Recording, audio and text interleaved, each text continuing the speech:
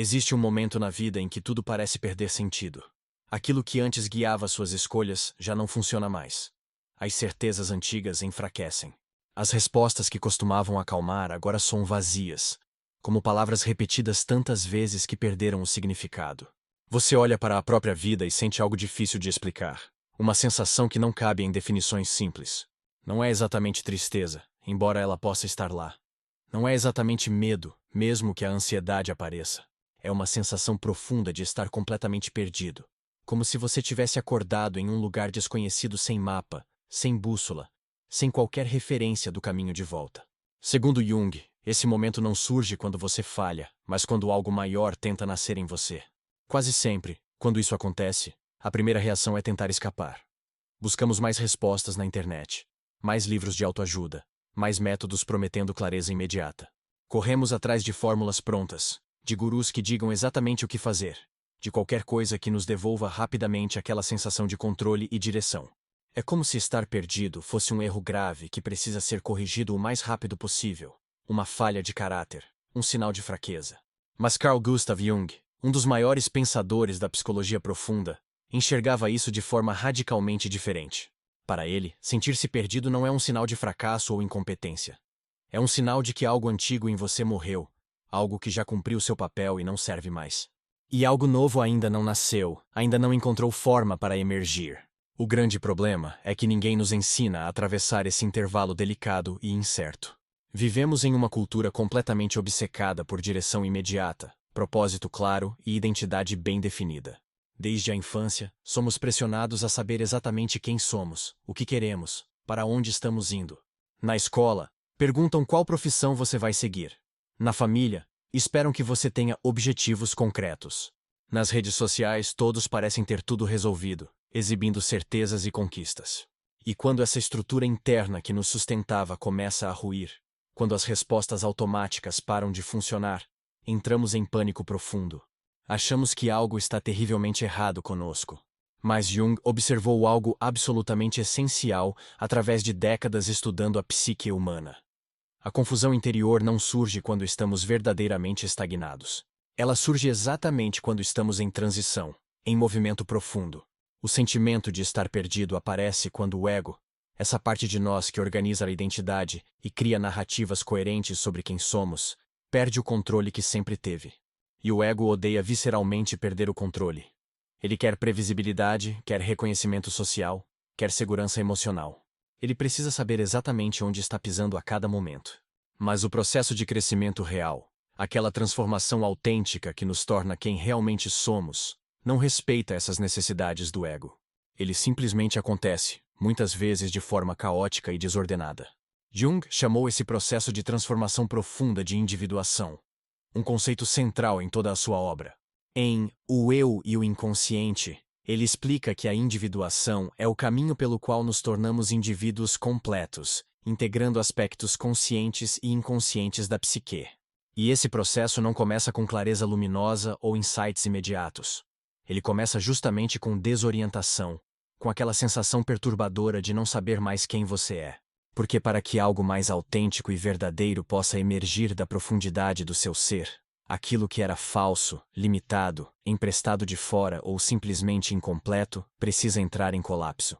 Sentir-se perdido é o sinal inequívoco de que as antigas estruturas psíquicas não dão mais conta daquilo que você está se tornando. É como se você estivesse crescendo por dentro. Mas as roupas velhas da sua identidade não servissem mais. Esse processo é profundamente desconfortável. Não há como romantizar isso. Você tenta se agarrar desesperadamente a antigas definições de si mesmo, aqueles rótulos que antes davam segurança. Tenta voltar para antigos papéis sociais que funcionavam automaticamente. Tenta resgatar antigas ambições que faziam seus olhos brilharem, mas que agora parecem pertencer a outra pessoa. Nada disso encaixa mais. É como tentar voltar para uma casa da infância que você amava, só para descobrir que ela foi demolida, ou que encolheu tanto que você nem cabe mais lá dentro.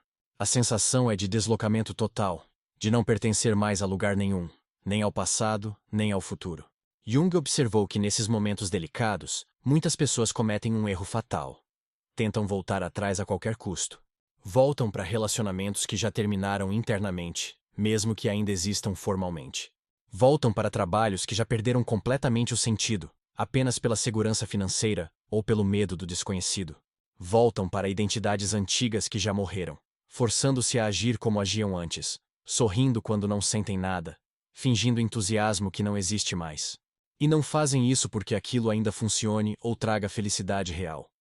Fazem porque o vazio entre o que foi e o que será parece absolutamente insuportável. É mais fácil viver uma mentira conhecida do que enfrentar uma verdade ainda não revelada. Em Símbolos da Transformação, Jung descreve esse espaço psicológico como uma espécie de deserto simbólico. É o território interno onde o velho morreu definitivamente, mas o novo ainda não pode ser nomeado, ainda não tem forma clara. É um limbo psíquico, um entremundos onde você não é mais quem era, mas também não sabe ainda quem será. E quase ninguém consegue tolerar esse espaço sem tentar preenchê-lo imediatamente com qualquer coisa.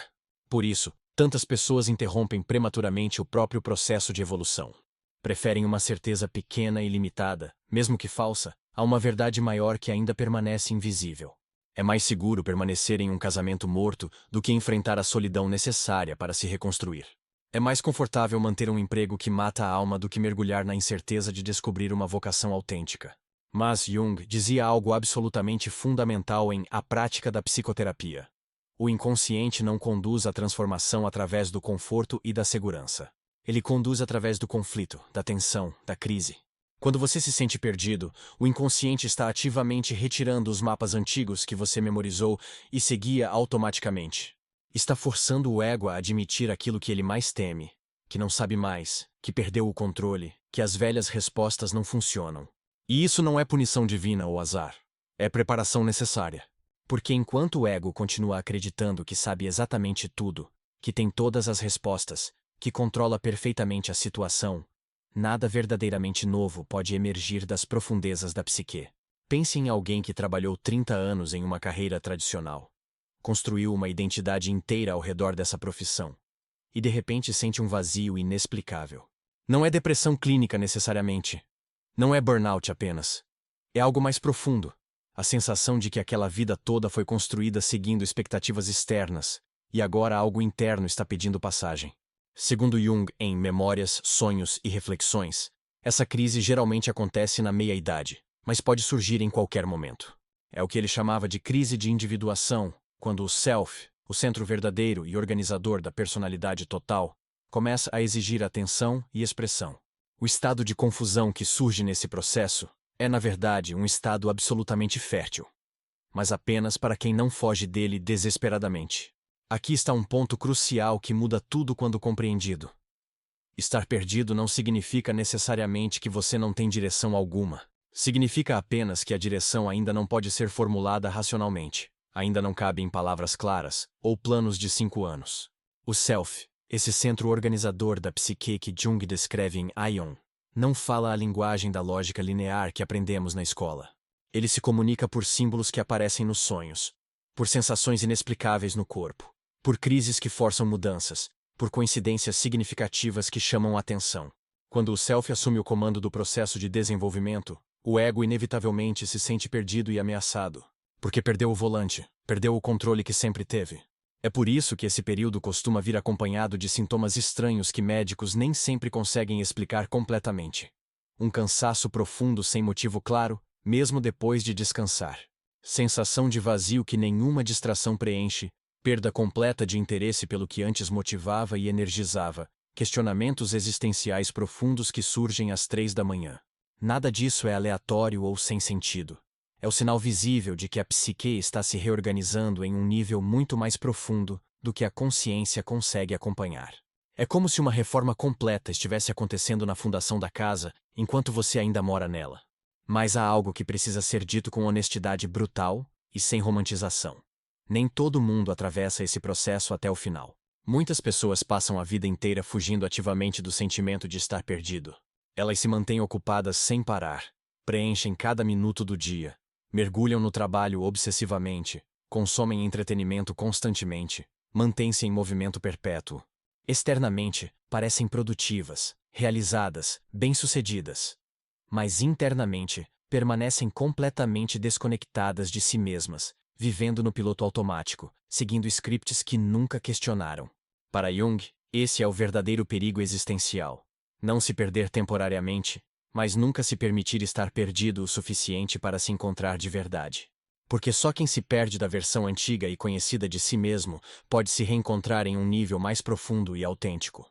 Só quem desce ao deserto interno pode descobrir o oásis escondido lá. O problema central é que o processo de individuação exige algo que o ego teme mais profundamente do que qualquer outra coisa: a perda da identidade antiga e familiar. Você deixa de saber exatamente quem é quando alguém pergunta. Deixa de saber exatamente o que quer quando precisa tomar decisões. As respostas automáticas não vêm mais. E isso pode ser absolutamente aterrorizante, especialmente em uma sociedade que exige definições claras e imediatas de cada um de nós. Mas Jung observou através de seus estudos e de sua própria experiência pessoal que a psique humana possui um mecanismo poderoso de autorregulação. Quando o ego finalmente solta o controle impossível que tentava manter, quando para de resistir e lutar contra o processo, algo mais profundo e sábio começa a orientar o caminho naturalmente. Não de forma clara como um GPS que dá instruções passo a passo. Não de forma confortável como seguir um manual de instruções. Mas de forma profundamente autêntica, alinhada com quem você realmente é, não com quem disseram que você deveria ser. O erro mais comum é tentar acelerar artificialmente esse processo delicado.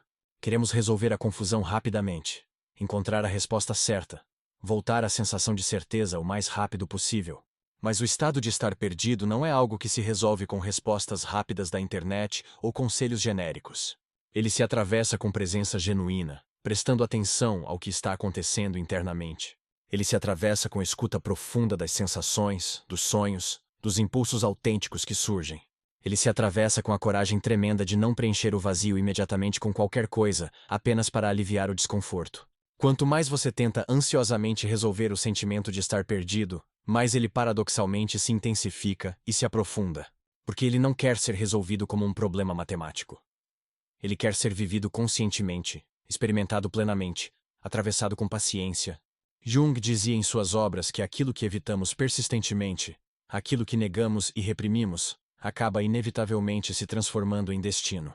Se você evita o vazio a todo custo, enchendo a vida de barulho e movimento, ele volta metamorfoseado como angústia crônica, como ansiedade sem objeto definido, como depressão existencial que nenhum remédio resolve completamente.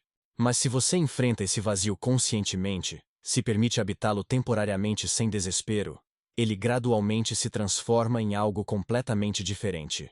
Em sentido vivido, em propósito autêntico. Não um sentido pronto que você lê em um livro e aplica mecanicamente, mas um sentido que emerge organicamente da sua própria experiência, das suas próprias profundezas.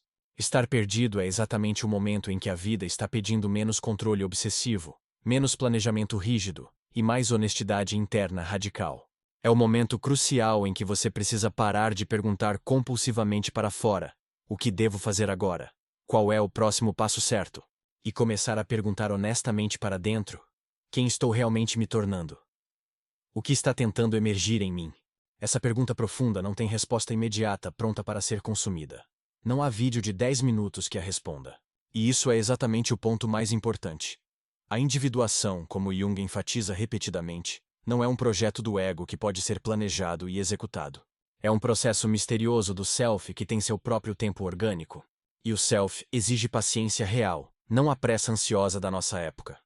Exige silêncio interior para que as respostas possam emergir, não barulho constante. Exige enfrentamento honesto do que está acontecendo, não fuga para distrações. Exige a coragem tremenda de não saber temporariamente, de permanecer na incerteza sem entrar em pânico. Se você se sente profundamente perdido agora, neste exato momento da sua vida, talvez não seja porque você falhou miseravelmente em algo. Talvez não seja porque você é fraco ou inadequado. Talvez seja simplesmente porque algo muito maior do que você imagina está tentando emergir das profundezas do seu ser. Algo mais verdadeiro, mais autêntico, mais alinhado com quem você realmente é. Mas isso só pode acontecer plenamente se você não fugir covardemente. Se você não preencher o espaço vazio prematuramente com qualquer coisa apenas para aliviar o desconforto. Porque toda transformação real, toda mudança autêntica e duradoura, começa exatamente com essa sensação assustadora de não ter chão firme sob os pés. Começa com o ego admitindo sua impotência. Começa com a humildade de reconhecer que não sabemos tudo. E apenas quem encontra coragem para aceitar e atravessar conscientemente esse momento delicado, sem fugir ou se distrair, acaba descobrindo uma verdade libertadora. Estar perdido nunca foi o problema. Era, na verdade, o primeiro sinal de que você estava finalmente começando a evoluir de verdade, deixando para trás uma versão menor de si mesmo para dar espaço a algo imensamente maior. Pense na história do próprio Jung. Em Memórias, Sonhos e Reflexões, ele descreve seu próprio período de desorientação profunda após romper com Freud. Ele tinha cerca de 38 anos, estava no auge da carreira, respeitado internacionalmente, e de repente sentiu que tudo o que havia construído intelectualmente perdia sentido. Ele entrou voluntariamente naquilo que chamou de confronto com o inconsciente. Um período de anos onde permitiu-se estar completamente perdido, explorando sonhos, visões, sensações que não fazia ideia de onde levariam. Seus colegas achavam que ele estava enlouquecendo. Sua própria esposa se preocupava profundamente. Mas Jung compreendeu algo crucial. Aquele não era um colapso, era um renascimento necessário. Daquele deserto psicológico emergiram os conceitos mais importantes da sua obra, incluindo a própria teoria da individuação. Ou considere alguém que viveu décadas em um casamento seguindo o roteiro esperado pela família e sociedade. Teve filhos, construiu uma casa, manteve as aparências externas perfeitas. Mas um dia, acorda com a sensação insuportável de estar vivendo a vida de outra pessoa. Não há traição. Não há conflito dramático. Apenas um vazio crescente que nenhuma viagem ou compra consegue preencher. Essa pessoa pode tentar ignorar, sufocar com trabalho, anestesiar com vícios sutis. Mas o self não desiste. Ele continuará sinalizando através de sintomas cada vez mais intensos, até que a pessoa finalmente preste atenção. Jung via esses momentos não como tragédias, mas como oportunidades sagradas de realinhamento com a verdade interior. Outro exemplo comum é o jovem que escolhe uma carreira pressionado por expectativas familiares ou sociais. Entra na faculdade, tira boas notas, consegue um emprego respeitável, mas aos poucos percebe que acordar todo dia para aquela realidade está matando algo essencial dentro dele. Surge então aquela pergunta aterrorizante: se eu largar tudo isso, quem eu sou? O ego entra em pânico porque toda a identidade foi construída ao redor daquele caminho. Mas algo mais profundo está gritando por expressão. Jung diria que esse conflito não é um problema a ser eliminado, mas o próprio motor da transformação. A tensão entre quem fomos condicionados a ser e quem realmente somos é o que gera energia para a mudança autêntica. O que fazer praticamente quando você se encontra nesse estado? Primeiro, Jung recomendava prestar atenção profunda aos sonhos.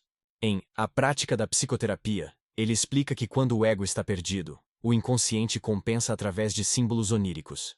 Manter um diário de sonhos, mesmo sem entender completamente o significado, cria uma ponte entre consciente e inconsciente.